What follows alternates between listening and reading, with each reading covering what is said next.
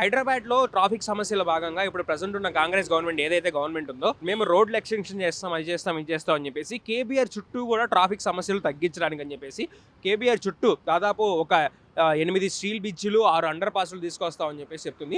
KBR చుట్టూ అంటే దాదాపు మనకు తెలుసుకోవచ్చు అందరూ కూడా పెద్ద పెద్ద నాయకులు ఉంటారు.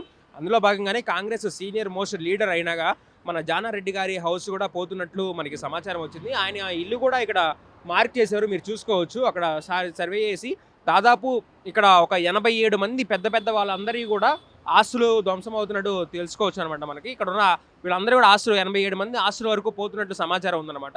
ఇది జానారెడ్డి గారి ఇల్లు. ఇక్కడి నుంచి ఇక్కడ ఇది ఖాళీ స్థలం, ఈ ఖాళీ స్థలం కూడా ఈ ఖాళీ స్థలము ప్లస్ ఆ ఇల్లు రెండు కూడా జానారెడ్డి గారివే.